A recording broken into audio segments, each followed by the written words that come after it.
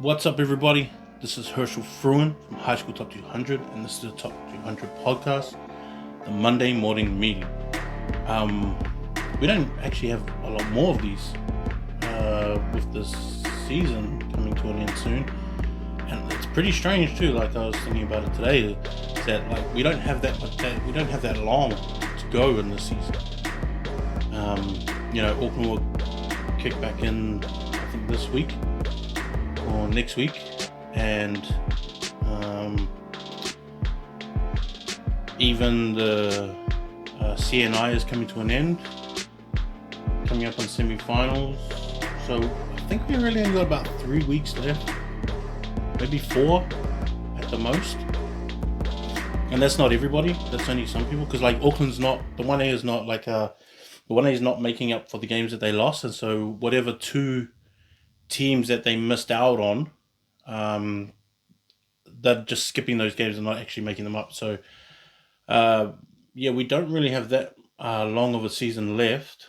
There's no rep rugby at all, and then our last is the sevens, and I wonder if they're going to even let people come to the sevens. And let them, I guess, come and view them as well, because these are all spectatorless games, and so I don't know. It's going to be strange. It's going to be strange just to have no crowds there, and if they still carry this on. I mean, it's hard to tell. It's hard to tell what's going to happen, and what's good and bad for the country. But oh well, we'll just see what happens. But yeah, there's not that many games left, and it's hard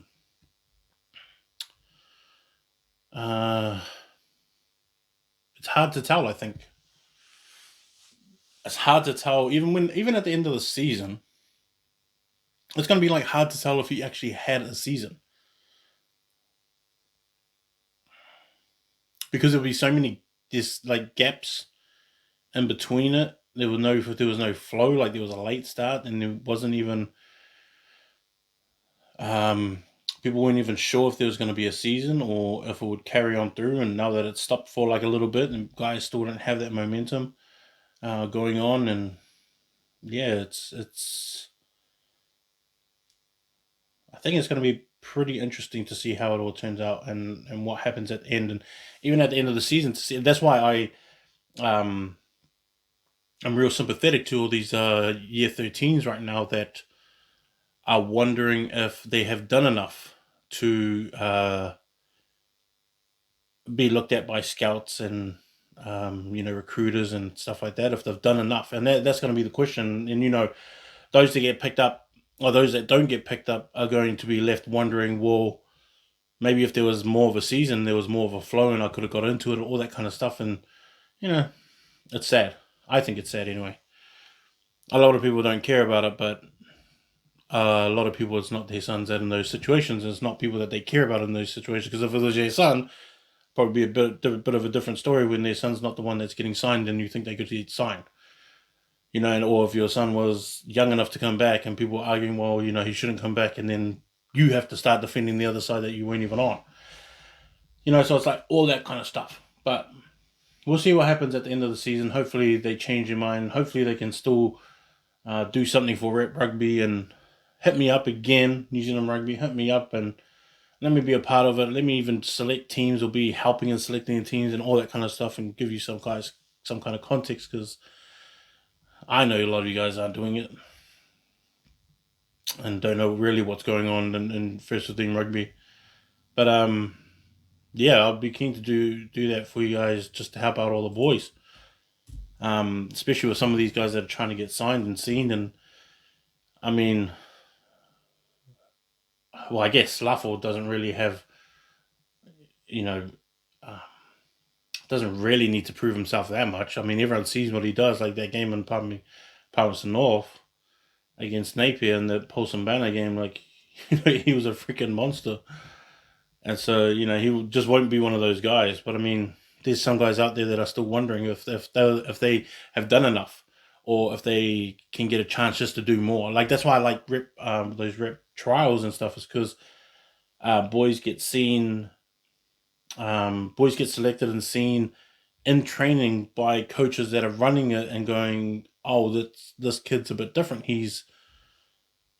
Um, he's a lot more than what we expected, which is like which is great feedback from coaches that are running them, because you had, like, I mean, Coventry was down here last year, and he's been here for like 3 years, I think, and he was real good. I like listening to the way that he explains things, and even him, he was kind of, when I was watching him, sort of just watch some of these boys and the way that they went through drills, he was really impressed about how high the level was, even at first 15 level, because people just don't know how high it is.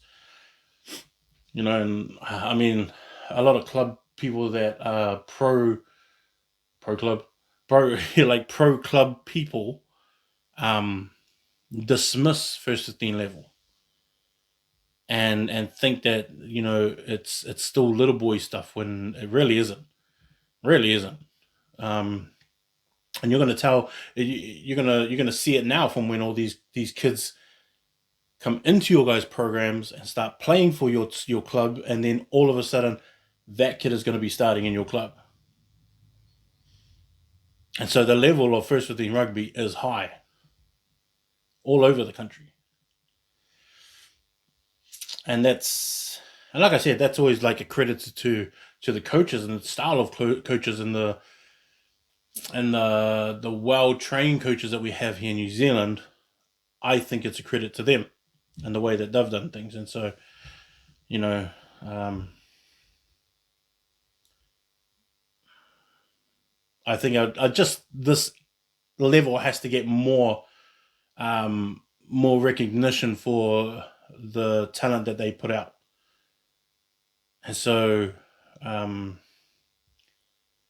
all these guys that are leaving next year, or that are young year 13s that are thinking of leaving or leaving, and they don't get signed into a development, deal or anything like that with a province or with a franchise, they're going to look at this year as a what if year, or and so these guys are worried about their careers, who want to have careers in rugby, which most of them do.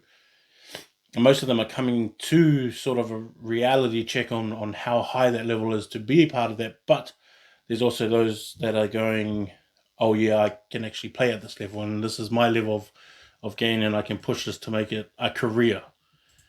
And those are the guys I'm talking about. And so, I mean, I guess we'll just see what happens and see how it works out in the end, because I feel like a lot of boys are going to return back, and these are a lot of boys that are a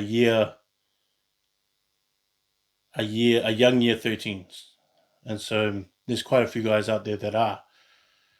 I mean, like, even for example, Noah Hotham, who I don't think is going to come back. Um, he can also come back as well, if he didn't feel like he wanted to go. He could also come back. I don't think he is, but that's just an example. I mean, the way that, like, if you watch the game against Hastings, it was easily he was one of the best players on the park, and it was all down to his decision making and speed of the game, and his fitness, and the way he pushes the pace and threatens the line every single time he touches the ball, which, as a halfback, you want on your team, and you don't want to be against those kind of guys, because Noah would do that too. And Noah plays fast. He's such a good sevens and touch player that he just plays quickly. He just plays at a pace that if you're not ready for it, or if you've taken a nap during the game and sort of just jogging back just to get back 10 when there's a penalty, he'll run right past you, kind of thing. And so, you know, he's another guy that could probably come back. But I mean, getting back to these games, like Hamilton boys, I didn't like their first half. I felt that they were a bit unorganized. They scrambled a lot, even on offense. They scrambled a lot. Um, they had some good line. I wasn't the forward pack were okay.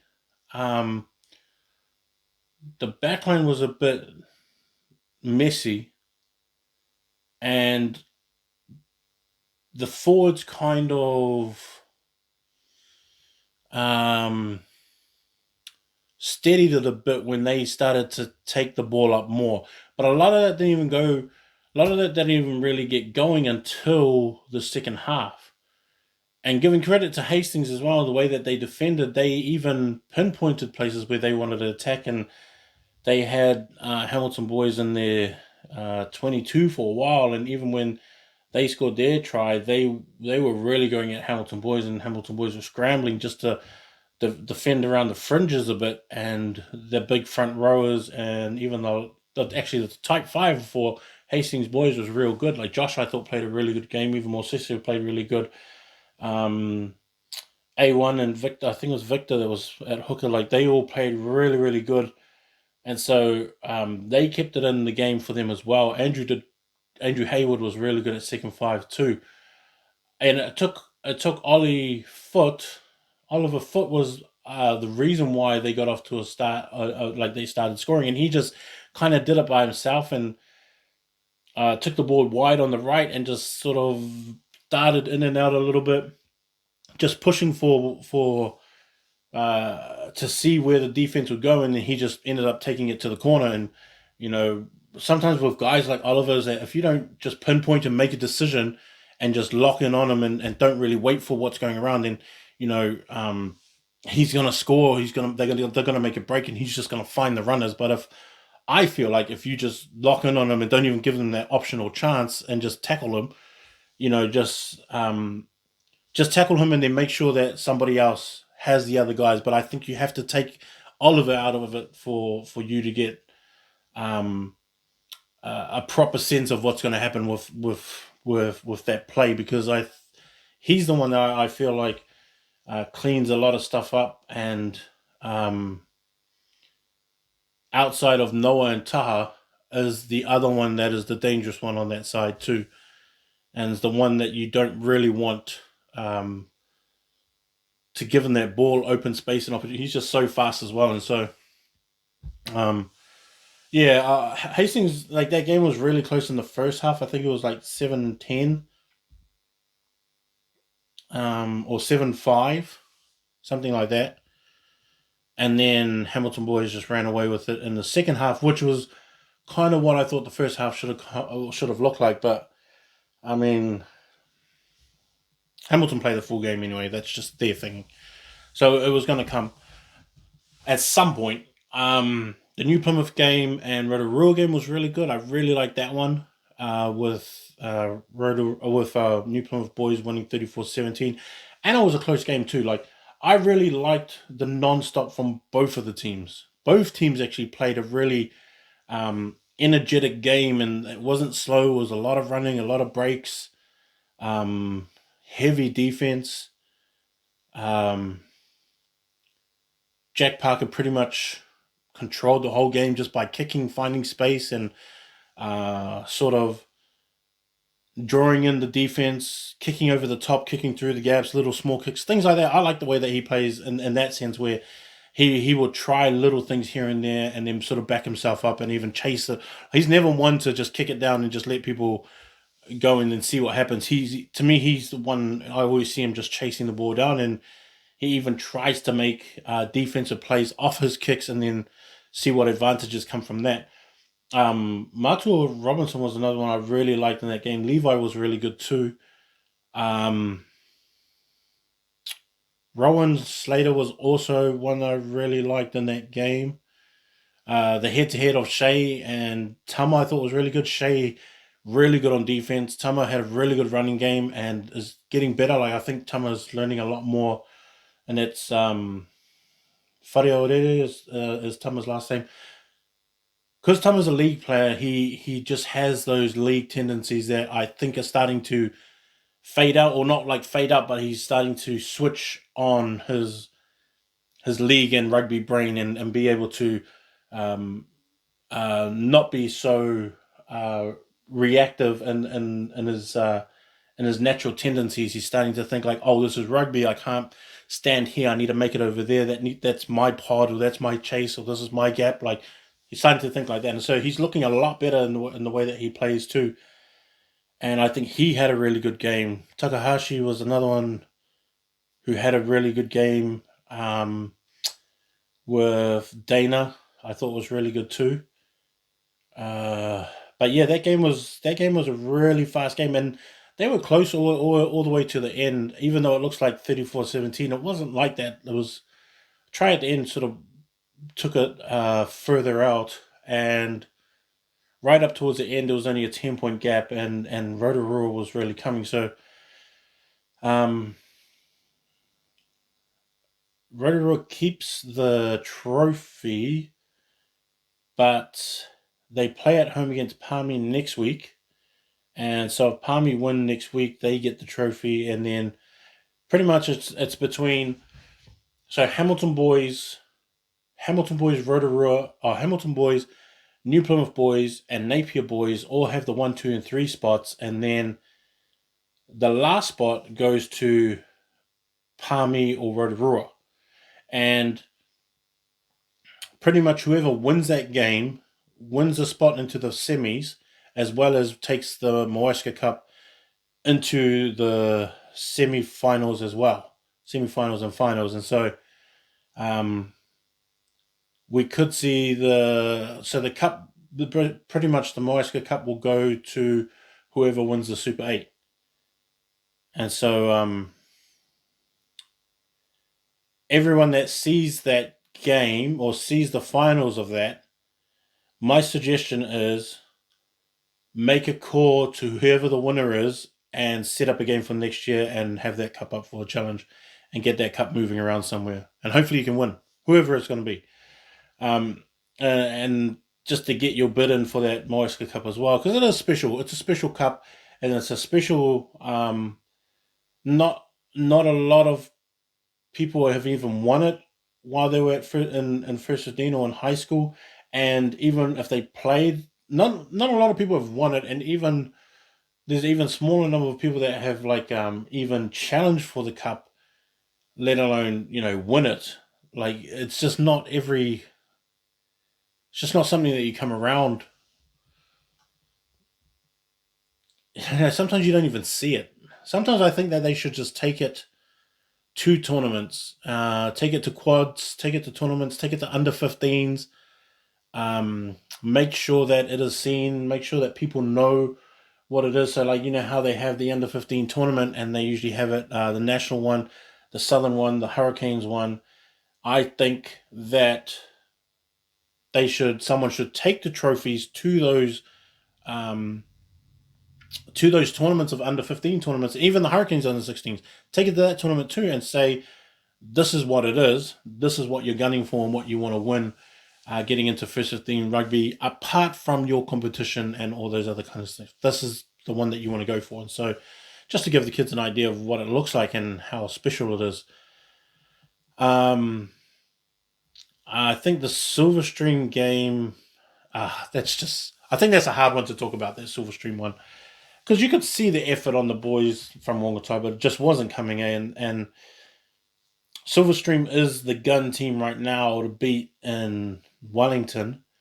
And they are a good side. And I like the youth and the mixture of the youth and the seniority that's in that game too, in those teams. Because, I mean, when you got Luke Wormsley and then Riley Higgins, and you still got like Mitchell's there. What's his name? The South African kid that's there as well. Like those are like the seniors, and then you've got other guys like Tony Solomon and like those kind of fellows who are the year 12s and the year 11s that are there, like Emmanuel, and that I think there's a good mix of guys that are gonna take over next year and be in leadership next year and be able to sort of carry it on. But um, after seeing St. Pat's Town and Scots, I'm not sure if any of those teams can even beat Silverstream. Um, I think because like you know watching that game against Silverstream, um, I'm watching the Scots and St. Pat's Town game. Is that St. Pat's Town was always just about defense, solid defense. They were just really really good. Even like I was writing about it before. Is that like they would even push the offense out to the edge, and even when they would make a break on the edge, Scots would make that break. They had just really good cover tackles so that it wouldn't get too far. But for most of the game, Scots had the ball, and Scots was just like attacking, attacking, attacking. And for the most part, St. Pat's Town was stopping them. But I think there should have been like maybe four different occasions where Scots had the ball and they should have scored a try, but then it was just Town just forcing mistakes. Then when Town had the ball, they really didn't do much outside of what what outside of what Christian did. There was nothing. I felt there was nothing else. Um, they weren't relying on anything else. They didn't really rely on any of the runners. Where I would have liked them to either give it to Crichton more or Lawaki more, or try and get who was the other ones? The number 8, Michael. Get those guys into the game. Get them running and get them at least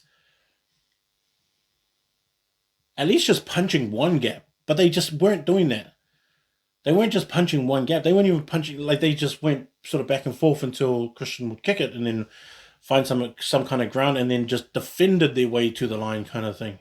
And then try to capitalize on mistakes. But then when they got the ball back, they really didn't even know what else to do with it. And so, nothing really came out of that kind of thing. I think, but I mean,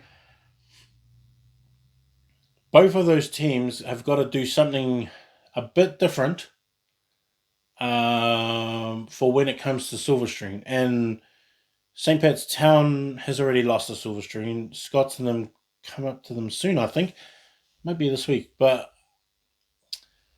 I don't know. I just don't see them beating Silverstream right now. And just the way that Silverstream was playing. And for one, you got to shut down Riley is like the most important thing. I think it is to shut him down.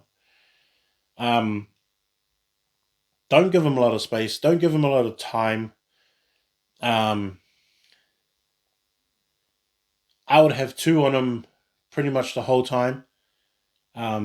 Force him to pass the ball, like make it hard for him to pass the ball, push guys into the gaps and to passing lanes and things like that, and even having guys sort of overrun him before the ball kind of even really gets to him, and then just shut off those lanes and then force him back the other way or force him to hesitate, things like that. You just got to stop him somehow because he's the reason why why Silverstream is doing so well. Is that since the start of the year, he just every game he just makes it. Every game he just takes over. That's pretty much what it is. That's what I'm saying. He just takes over. That's what it is. And someone should. I haven't seen anyone really take him down, and I don't think anyone in the Wellington region can, I guess, match up with him one-on-one. Letty Campbell's just young. I think he can match up with him physically. But even Riley is a heavy hitter too. Like he's a really good defender, really good tackler. He's not an easy guy to throw off as well. So I think that he can handle Letty as well when Letty comes through to the line. But I think on the other way around, I don't think Letty's got how would you say it, like experience and maturity to handle a player like Riley. Because like Riley's like one of the better guys in the country, like he's one of the top guys in the country in the midfield. And even though Litzy is the number 2 ranked year 11, it doesn't quite match up. Like if it was a year 12, I would be like, oh, okay, maybe he could, he can hang with him. or even dominate or win some of those matchups, but it's just not the same. Not when you come up against someone like Riley. I mean, like look at this the Stack team. Like Stack was another team that I've been saying so much. Please don't be like next year. Don't let those next like last year. Sorry, not next year. Last year. Last year where they just crumbled, and it's going and it's having that same effect right now where they're just falling to bits. Joel didn't play, Parry didn't play, but um, my head-to-head with Felix and Isi didn't. In all honesty, I got to be straight up too. Is that they did not have an answer for Felix. Um, go check it out on YouTube. Um, and I think I posted up as well. But Felix, um, you got Isi and you got Lino Toti as well. As that they are like some of the better midfield matchups in New Zealand, both second five and centre. But Felix Fartilli was just too much. Josiah Nelly was good. Um, but once Felix got the ball, he was just too monster for them.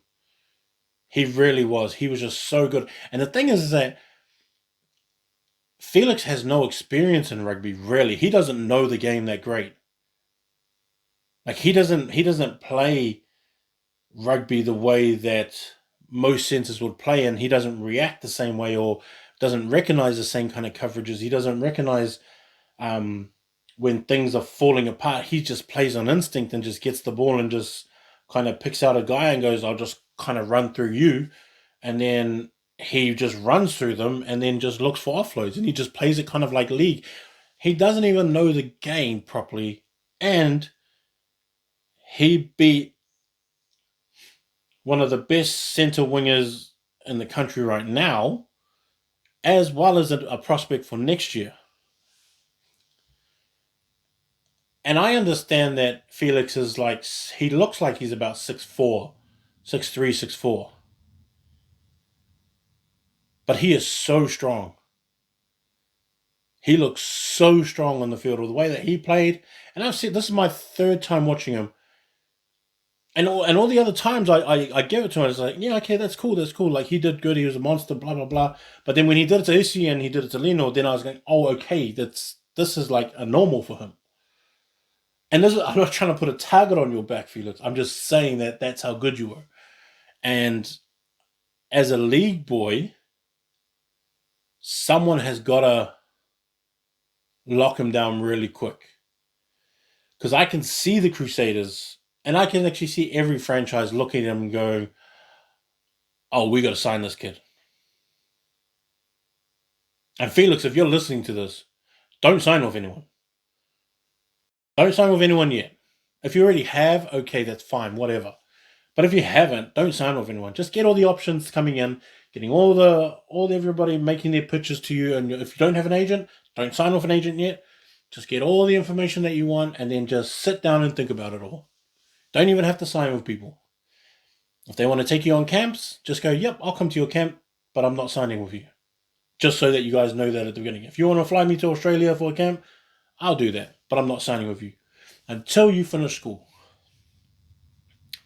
Take those options, Felix, if that's what it is. If you've already signed with someone, fine, that's cool. But if you haven't and you don't have an agent, don't sign with anyone yet. Just do it like that. Just listen to everyone. Get you and your mum and dad, sit down, listen to everyone. I mean, your brother's been through it too, so sit down, listen to everyone, see what all the options are. Take all your time that you need. Focus on your rugby and your league. Don't sign with anyone, no pressure or anything like that. And then just see at the end of next year, tell everyone, I'll make my decision at the end of school when I finish. Keep playing the way that you keep playing, keep working out, keep doing that, and then, yeah, see what you want to do. But this kid is going to be, if he hasn't signed with anyone, I would try and sign him real quick. because once he learns how to play rugby, oh lord, this guy's he's gonna be something else. I think that there's something different to him, and so hopefully they record this next. Hopefully I get to see his next game because I really want to see what he backs it up with as well. And like I've seen him against other games, and I think the consistency is the other thing I want to see too. See how consistent he's going to be, and then how often he can do that. And yeah, it's gonna be cool to see how far he can go and what he can do with it too.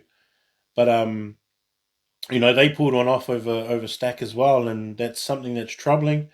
And hopefully they can stop the bleeding right now before it gets too far. Yeah, Fielding was another one that had a loss. Whanganui Collegiate, beat them at home, beat them on their own home ground, and you know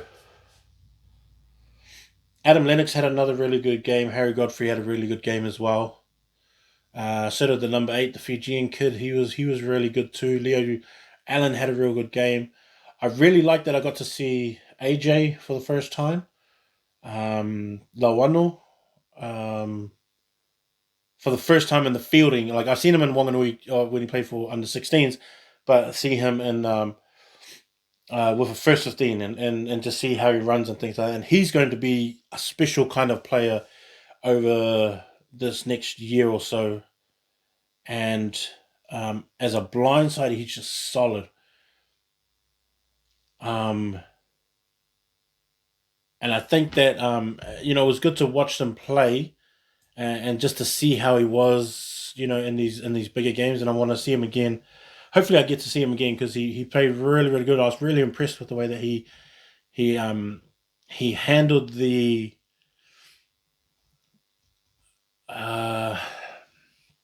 would you say like occasion? Handled the occasion of the team. I mean, him and Tiana Prophet, I think their head to head was pretty good. And Tiana's got his cap game, which I think is 35 or 30 or something like that. But he also played really good, and so it was just a good game to watch. I kind of feel like Fielding had a bad game where I think Harry outplayed Jonty. I wanted to see Terrence more. I wanted to see Terrence get the ball more. I wanted to see Kyle. Fully went out early. I wanted to see Kyle do a bit more, get the ball a bit more, and just see what he could do. Because they have such a really good, talented backline, you kind of just want to see them create on the run. That's kind of what I want to see. I just want to see them create on the run, see what they can come up with, and give them a little bit more freedom to, find the gaps themselves. Because I just think they have that kind of team. They just have that kind of team. They have that kind of team that they have those kind of players that can also do it. Like having like Terrence Graham and even Kyle Brown, just those two alone is exciting enough. And I would be confident just to send them out there just to see what they can do. Even when you have someone like John T. Stewart, who's like really a really tidy player and game manager, it would be cool just to see him, just to see what they can do. But then Moapi Rokosuka is on the wing. I don't understand that. I understand why. I understand that they've had him out on the wing. Even last year, they had him play wing center kind of thing. But for me, I would rather him play halfback. He doesn't have a better pass than I think his name is Josh Home. Who's the halfback now? Who's a really good halfback. He doesn't have the same. He doesn't have like a better pass than him or anything like that. And that's okay. You're not always, even though you're a halfback, you're not always the best You got the best pass, but I think with the difference between Josh Holm and Moape is that Moape is just dangerous every time he touches the ball. And if you're going to be the halfback, that's like 80% of the game. He's got the ball. Oh, especially within your position, he's got the ball. So, like, I would rather him have it, have the defense guess every single time what is this guy going to do, because he just takes off. He can just take off, especially when you have guys like Kyle Brown and Terrence Graham who are right there with him, who can actually catch up to him and then sort of get themselves in the same position um, to sort of feed off him and to sort of be the link in that chain of passes. If he starts that from the base of rucks and maws and stuff and scrums, and then you can get it onto Kyle Brown or Terrence Graham or Felicio as well, is like, why wouldn't you have that? Because even Vernon Bason's pretty fast, and I think he could add on at the end, even with AJ Lawano is going to be another one as well. Is that soon he's going to find his speed and pace to the games, and then he's going to be there too. So, and that's just the way that I'm thinking about it. Like, why would you have him out on the wing where he has just one shot at it every what 3-4 minutes? He has one shot at making something out of it, and even if it's shut down, even before he gets the ball, what is he going to do? Just die with the ball? Whereas I'd rather have him at halfback. That's why the Hurricanes had him at halfback last year, behind Treya. But I mean, whatever Fielding's game plan is, that's how they've had it. Where they've got Josh Holm and they're at halfback, and then Waipi out on the wing. And so, yeah, I mean, I'm not too sure what. I mean, I guess it's worked for them so far. But then they came up against Whanganui Collegiate, who is a lot more, who sort of matches up with them talent for talent as well, and it just didn't pay off. Maybe that's a one-off, but it just didn't pay off. I'm just not sure why you have an attacking weapon like Moape, but then you just put him out on the wing. To me, that doesn't. I don't understand that. I don't understand that. But I mean, they spend more time with him than I do, so that's just they would know more than me about it. That's just me thinking just off the top of my head. The King's High School one, ranked 16th in the country. Beat Otago boys second 15, 77-0, which is surprising. Like, Otago second boys 15 is not a terrible team, but that doesn't look good at all. Maybe they rested it knowing that they were going to lose it and just wait for like other games, but yeah, I don't know. That doesn't seem like a good score at all. Christchurch boys got 87-5 over Mid Canterbury, which was a really good game as well. The Rangiora one is another one. I chose Rangiora to win, and they are looking like the best team in the competition. It's going to be interesting to see how they finish, what their last games are going to be, because they may end up at the top. But they're such a good side. They really are. They're such a good side, and I'm kind of having a lot more faith in them as well.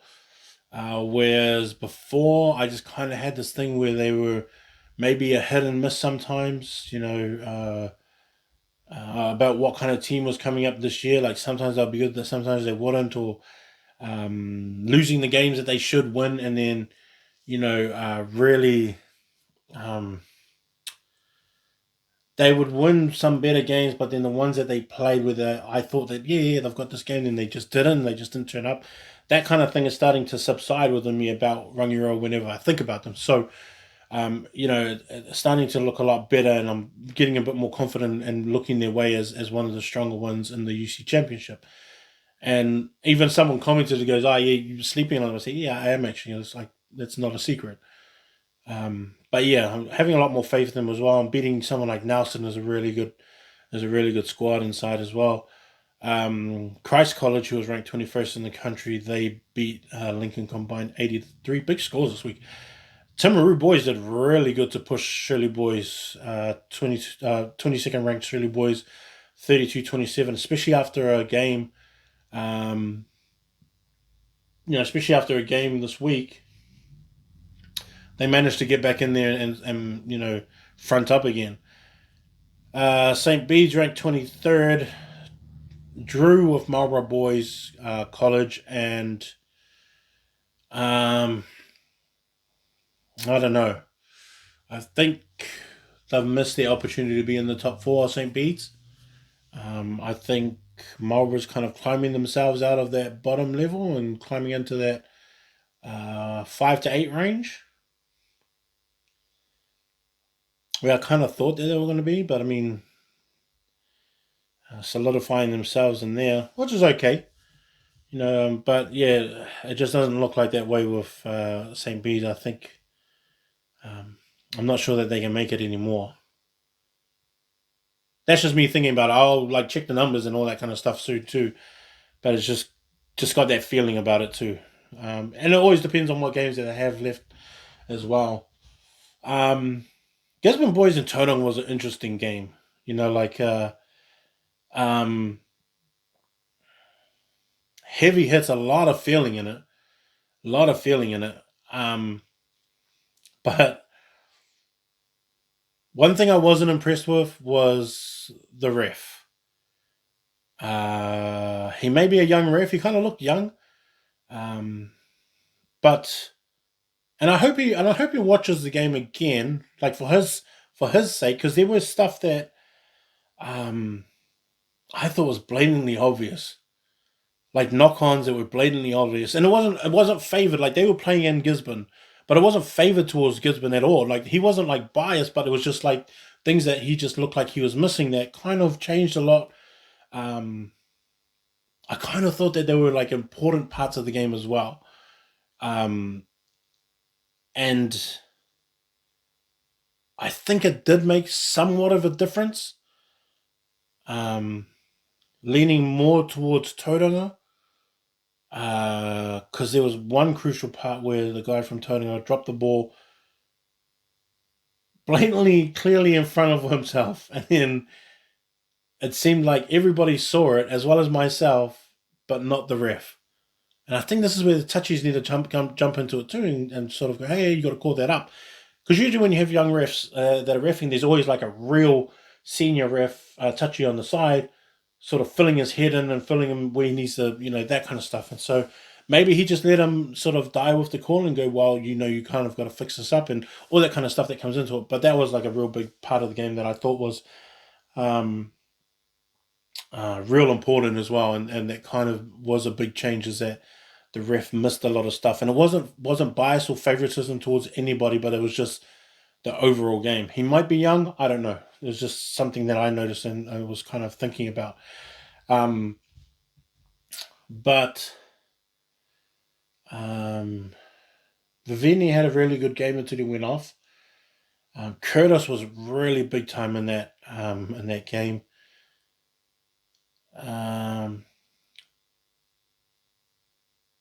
There were a lot of. I think there was a few soft tries by both teams where their defenses just fell asleep just a little bit, just not paying attention, kind of thing. I thought the forward packs were pretty even uh, for the most part. Um, but I think there was just a lot of. I think because both of them know that they're not going to make the semis or anything, but there was just a lot of pride in the game, and they both teams played like it too, which was so cool to see. Like both of them care about the game, care about the win, care about no matter what the season was about, they cared about winning that game, and just the rivalry side of it came out of it too. And they ended up with a good game of 29-22 to Tauranga Boys. But I thought the game was really good. The Waikato comp, Cambridge and Taumuru. I'm going to watch that game later today. I've sort of was hard to kind of see it, but I watched a bit of it already, the first half already. Morrinsville and Rotorua Junior High School, with Morrinsville winning 38-14. Roa beat Hillcrest 17-10. This is all Waikato stuff. The St. Paul's game. That game was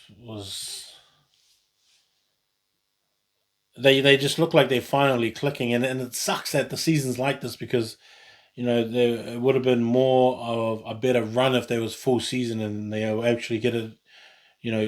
Gonna push that team, because this will be a perfect time for them to make that top four. And I think that if they made the top four, even if they were in fourth place, they would still be able to win the competition like they have in the past. And so even the game against Francis Douglas, I thought was really good. Rathkill and Lindisfarne was. I saw bits and pieces of it, but I really want to see the full game of that, because that looked like a real good one as well. Wellington College had a really good win, 39-15. St. Bernard's losing to Wairarapa, that I didn't think was going to happen. Thought St. Bernard's was coming, but then when I've always been told that when you go to Wairarapa, it's different. When they say that you go over the hills, they said it's just a different atmosphere, it's a different game, it's a different feel to the game, especially when you're playing at their home side. And I guess St. Bernard's felt that because they were favourites to win that game, and they just, losing 19-15 is not a big margin, but it is a big mark on their season, I think, because they should have won that, and they were sitting in fourth place as well. Hibs beating Porirua was surprising to me. I didn't think Hibs. I thought Porirua had this game. If anyone's got that game, please send it to me. I'll be really keen to watch that game. Upper Hutt High School beat St. Pat's Town second 15, 80-0, which again tells me that I think that they should be a top school within the Wellington competition. I think that they should play them as well, as maybe end up play games at the end of the season or something like that, because I think Upper Hutt was unlucky to miss out on one of those spots. Paraparaumu beat Kapiti 50-33. That's a big scoreline, eh? That's a big scoreline. But I think it's one of those. It's got to be one of those traditional things, because I stayed in Paraparaumu for a little bit with all the bunch of old people retired people that live there as well. It was pretty cool seeing all the old people around, talking and chatting with them. But they are not far apart from each other. Paraparaumu College and Kapiti College, and so there's got to be some kind of rivalry there on the Kapiti coast. Also, Onslow beat Rongotai second 15. Scots second 15 ran up the scoreline on Hutt Valley High School 95-17. The last game in the UC Championship was Aoraki Combined, just losing to Waimea Combined. Now, I don't think that game was going to be close. I thought Waimea was going to run it up on them, but Aoraki really came through with that, and almost... I actually would have been disappointed if Waimea lost that game. That's not a great score to me either. But at the same time, it's not... It's... winning the game is one thing, and that's great, because that's what you always want is the win. But at the same time, if you know that you're not that caliber of team to be on the other team's level, that means that you're sort of playing down to their level. Waimea, I think, in this, because Aoraki's not bad, but to me, those two teams are not on the same level. But just judging by that scoreline, and I hope I get the game soon, but that to me just tells me that they're playing on their level. And Waimea's got a really good team. One of the best players in the country as well, who's a top 50 player in the country in Waimea. And if he played, I'd really like to see what he did, or I guess didn't do, at the same time. And then, seeing what their forward pack, because I really like that Waimea forward pack. I do. And the halfback, the blonde kid, just forgetting his name. But yeah, he's another one I really like as well. Otago boys, I guess, woke up. They've got 95-0 on Dunstan High School. And Dunstan's not that bad, but not 97-0 0. That's like the old school Dunstan, what they used to be with that scoreline. But I know that Dunstan's got a pretty young team and they've got a bunch of guys coming back. I was hoping that St. Kevin's will do a bit better, but 43-7, I guess, is just what they've got.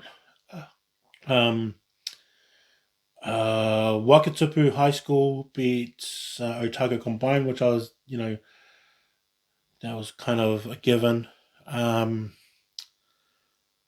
McGlashan won, and Mount Aspiring, they beat Waitaki Boys 26-7.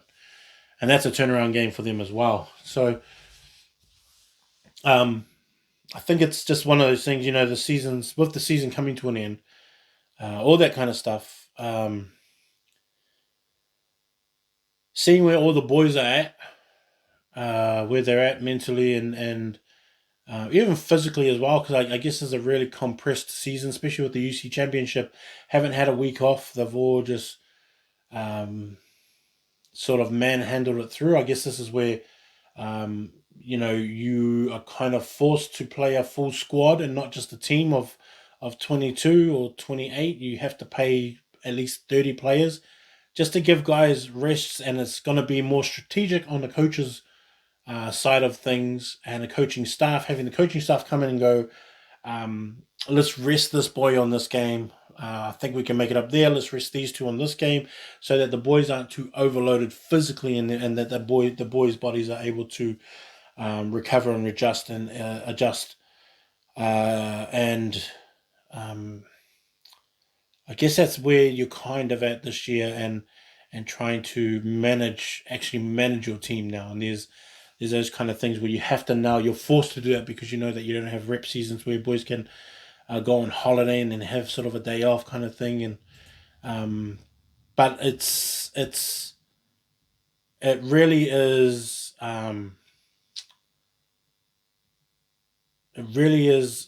interesting how, and I'm kind of looking forward to see how this finishes, and how, or I guess how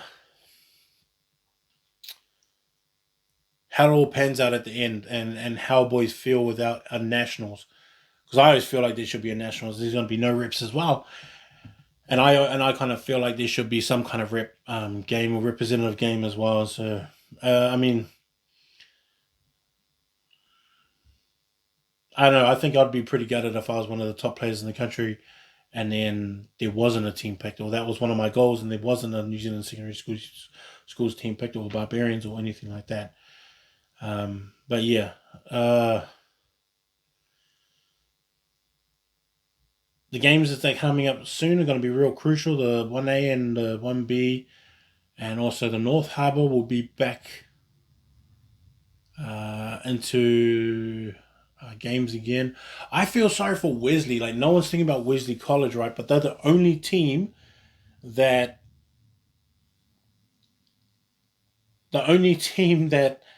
is not playing, but the competition is carrying on. Like, people don't remember is that the CNI competition is Wesley as well. Wesley was in that North division with St. Peter's, St. John's, St. Paul's, and Francis Douglas. But because they were locked into Auckland, they couldn't leave. They're not having any games in or out or anything like that, and so that's pretty sad that they sort of had to just drop out of it as the competition just carried on.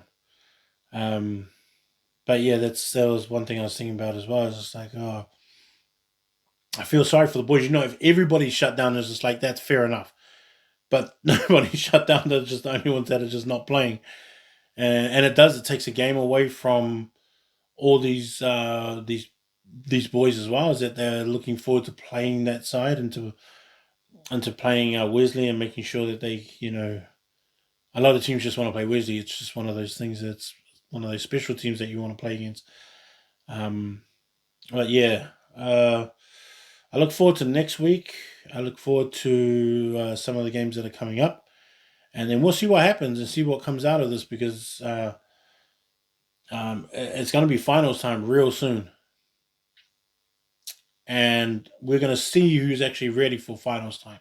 We're going to see which boys are actually mentally ready for this as well, and not have that surprise feeling of, oh, it's final time already. Like, I think if you're not actually preparing right now and thinking about finals time right now, then I'm not too sure how you're going to go into this next stage of it if you make it through to the finals time. But that's me, Herschel Fruin, High School Top 200. Remember all those kind of things. Just like and subscribe and share and all that kind of stuff on my YouTube page, even my website and all that kind of stuff. Jump on Facebook. Ask me any questions that you may want to ask me. If you want my answers, let me know. I'm really honest, and so if you want an honest answer, I'll give you an honest answer. It may hurt your feelings sometimes, but at least it's going to be honest. Um, and yeah, this is the Monday morning meeting. Peace.